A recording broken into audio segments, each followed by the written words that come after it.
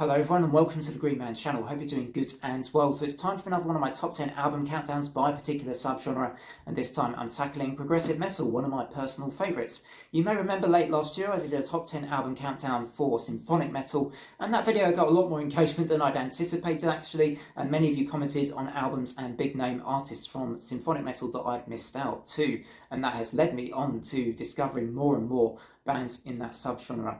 Now, I would say progressive metal I know a bit better than I know symphonic metal. Actually, I've loved the subgenre for a number of years. I've explored prog for quite a long time, not just prog metal, but progressive rock. I've been a big fan of progressive rock for probably longer than I have progressive metal, I would say, as well.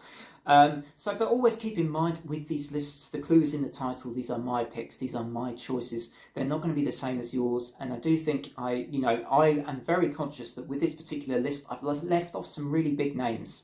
And I'm sure there are going to be those people that will comment and say, you've left off this artist and that artist and that album and that album. And I'm probably very aware of that. And the reasons will be that either I've never listened to that particular album simply, or it might be that it's just not for me so much. And I think, with any YouTuber top 10 list or any YouTuber list, you've always got to remember that they're always going to be personal to them based on their experiences with the artist and their own tastes. So just keep that in mind whenever you are, engaging with these kind of videos. But let's crack on with this anyway, and without any further ado or chit-chat, I'm going to count down my top 10 progressive metal albums of all time. And I'm not going to go any younger than 2 years here for these albums, but this first album, my number 10, is just over 2 years old, so only just makes the list. But it was my album of the year for 2022. It is Persephone's Metanoia, and it's an absolutely fantastic, for me, progressive metal album. Obviously, you have the sort of death metal side of this band coming into the fray as well, but I love what this album explores. I love its kind of ambience, its kind of atmosphere, these sort of dynamics on the album, the guest spots as well, all come together, and it all is surprisingly cohesive to me, the way the album sort of comes to its closure and its climax. Got some great tracks on here. The likes of Architecture of the Eye, Aware of Being Watched, and Anabasis Part 2 are absolutely incredible tracks, and that's why this album has made it to my number 10 in my top 10 progressive metal albums of all time list. Now, number 9, we move on to an album which actually made a real kind of emotional impact on me when this came out. I really kind of just felt the emotion from track to track on this album. You could feel it, and this is The Contortionist and Clairvoyant. I know your average Contortionist fan would probably pick an album like Language, for instance, as their favourite. Well, for me, I know it's a little bit contrarian here, and many of you may think that's deliberate, but I actually love this album, and I do actually like it a bit more than Language. It's just more for me. It's got an epic feel to it. I think the production's fantastic. The way it sonically is something to behold throughout the entire album's runtime for me. This album's climax is arguably the best climax I can think I've heard within progressive metal, or at least for me personally. It's one of the best climaxes I've ever heard, and that is Monochrome Pensive, an absolutely stunning track that brings together the craftsmanship, all the emotion of the album all together in that 9-minute track for me, and it lets go of it. It's this accumulation of all that and this huge climax that happens, and you will know the moment of the song I'm talking about if you've listened to that song and that album closer. It's just a great album again, and my number 9, and that came out back in 2017, I believe. So my number 8 is Voivod and Nothing Face from 1989. I love this album, and I love Voivod because I think even at that time, they were pushing the envelope for the sound of metal at that point with their angular, Piggy's angular guitar riffs. Their approach was, I think, very different to what almost any other bands were doing at that point. And they're one of the first bands to really do this with the sounds and with their sort of approach to songcraft. And yes, we had the likes of Queensryche around at that time, but they weren't really doing anything quite like what Voivod were doing. And I thought Voivod were fantastic with this album, Nothing Face, which came out in 1989. Some of my favourite tracks on this one include the likes of Missing Sequences, Into My Hypercube, and In a Combustion. There's also a great cover, of course, of Pink Floyd's Astronomy Don't Mean on this album too. Now, we do come to a big name for my number 7 pick, and that is Tool and Lateralis. I do have the CD here on me. This album is really great. Now, I know that Tool have almost become one of those bands that have become so big in the metal, or certainly the prog community, that there's an element of, toxicity in that fandom. But I love this album. I do think they deserve a lot of the hype they get when they've done albums like this. They haven't done a huge number of albums, only a few, but But Lateralis to me is something quite special. You know, you have a lot of bands that borrow from Tool's sound now. I think they were unique. I think they had a unique sound. You could tell, you could notice that drumming from Danny Carey. You could just notice that particular guitar sound on this album, and all the little nuances that Tool have now that are, you know, often borrowed from other bands, I have to say. And Tool's influence here on Lateralis, or Tools, I think delivery on this album is some of their most stunning works and the most standout works for me that we've heard from Tool. I mean, the likes of The Grudge, Schism and Ticks and Leeches, three of my personal favourites on this release from Tool. Incredible album. Now we move to my number 6, which is Opth and Ghost Reveries, a 2005 release from Opth. A fantastic album. Again, absolutely wonderful production. This was actually co-produced, engineered and mixed with Jens Bogren as well, a great producer. And it's interesting, you know, this was about the time that, you know, Opeth and Michael Achterfeldt was working a lot with Steven Wilson too. And how you started to hear the two influence each other's music was always interesting and fascinating to me. But this album's pretty heavy, though. It's still Opeth in their heavy phase, still got the Michael Achterfeldt growls in full force, oftentimes, on Ghost Reveries. It's a great album. My favourite includes Ghost of Perdition, Bang of the Hounds, actually two of front-ended tracks on the album. And I actually really like, obviously, Reverie and Harlequin Forest, the very progressive, the long track with a sort of mellow bit in the middle with that gorgeous melodic guitar solo as well. So, a masterworks for me from Opeth, possibly my favourite. I always switch between this and Still Life, but Ghost Reveries is a great album.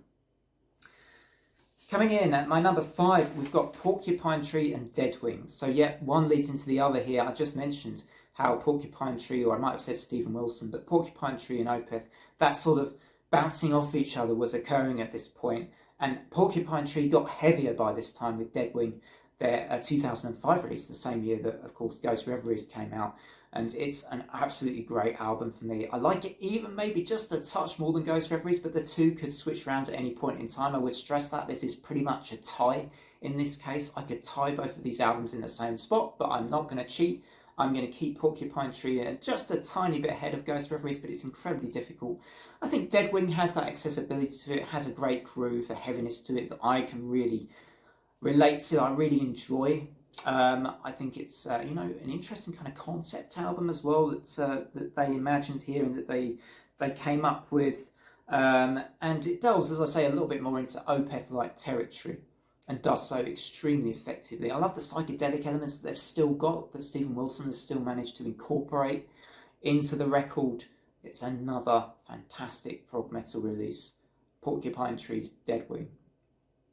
Which leads on to my number 4, which I could not possibly leave out from a top 10 list, and it would have been hard to leave out this name as well, I've got to admit, from a top 10 progressive metal albums list. Of course, Dream Theater, Scenes from a Memory, or Part 2 Metropolis, Scenes from a Memory, absolutely, you know, mind-blowing stuff.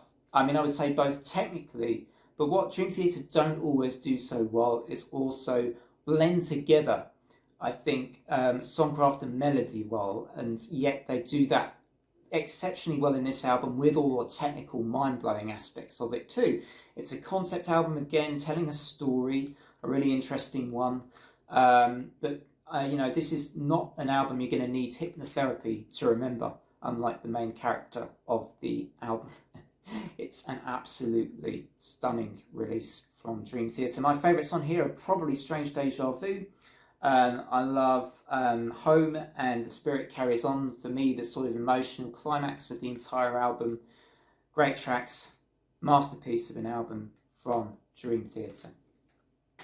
Leaves us on to my number 3, which is probably one of the picks which comes as maybe a little bit more of a surprise. Certainly if you're new to my channel and not aware of my love for this band, it may be a surprise that this album is as high up as it is, but I think this band are massively underrated still, even now, even though I think they've garnered a bit more popularity in recent years. That's Evergrey, In Search of Truth. Absolutely brilliant album, I think. Again, another concept album. It was actually inspired by a factual, or allegedly factual account, I should stress, of an alien abduction by Whitney Strieber. And it was that inspired the storytelling and the songs on this particular release. You can actually kind of pick that up, that sort of vibe, I think, as the album goes through. Yeah, it's very clean, it's very beautifully delivered. Tom England's vocals are always pretty special and it sounds phenomenal, and this release is no different. And there are just some great crowd-pleasing tracks on here, as well as I think some more meticulous, progressive, more technical stuff too. You've got stuff like the Master Plan, which I think is one of the more affecting, immediate and accessible tracks to open the album. Great choice to open the album. Then you've also got more nuanced tracks like Mark of the Triangle and Dark Waters and the wonderful Different Worlds. This is unbelievably underrated in all of progressive metal still for me. It's a great album. I think Recreation Day maybe gets, if we're talking Evergrey and Evergrey fans, maybe Recreation Day tends to win a little more often as a top choice. In my mind, my perception. Great stuff though, Evergrey. That was 2001, I believe, if I got the year right. I think it was 2001, maybe it was before then actually. But yeah, super stuff from Evergrey. Next up, we've got an album which really got me through quite a tough time. And again, if you know me and you know my channel very well, you would be able to predict this album coming a mile off. But for those of you that don't know me or my channel well, again, it's another bit of a surprise pick. In fact, you may not have even heard of this band. In the UK, I think they're probably a little bit better known than elsewhere in the world. That is Threshold, Legends of the Shires, in 2017. An album that got me through a very, very tricky time. And it's the sort of power metal element of this album and the emotion of it, the uplifting nature of it. You know, it's not one of those prog metal albums that's too, downcast or moody and depressing. It's actually got an uplifting feel to a lot of it, with its more power metal elements to it. And Glyn Morgan coming back into the fray for the first time since Psychedelicatessen, I think amplified this album even more. And it was, I think, actually written for Damien originally, the former singer. Ended up for Glyn, and what a magic touch I think Glyn has with his vocals on this album. It's sort of rough edge, which fits for me some of the more power metal tinged style on this album actually, and I think it is just wonderful stuff. Got me through that tough time with tracks like Small Dark Lines, The Man Who Saw Through Time, Snowblind, The Shire Part 2 is for me, it's just, it's great. I'm running out of adjectives again. But my number one progressive metal album of all time goes to the mighty Masterdon. But here's the shocking thing. Surely I've chosen Crack the Sky.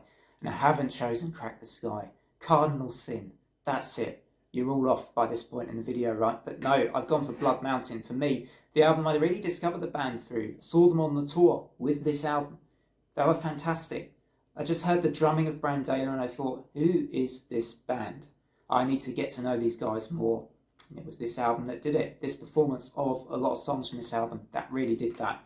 This album, for me, it helped also me branch out more with just metal generally and music generally. It made me think what bands could do, what they could explore. It's like Masterdon are fearless in this album. They're not worried about what other people think. They are totally going for their ideas, what they've imagined, and executing the artistry of that to perfection on here, with the technicality of it, the progressive stuff. There are bangers front to back on here, right from The Wolf is Loose through to Pendulous Skin, the last track. Everything is immense and it's incredible. And Circular Sisquatch, Blade Catcher, I just read out every track. Amazing stuff. Crystal Skull, one of my favourite songs of all time as well, if you remember that list. And that's it. That's my top 10 progressive metal albums of all time. Hope you enjoyed the video. And of course, I will try and delve maybe in the future to other subgenres. I do intend to cover a few more. I have done thrash metal, new metal, doom metal, I think, progressive metal, symphonic metal. So there's more to come. But otherwise, until next time, everybody, take care and bye for now.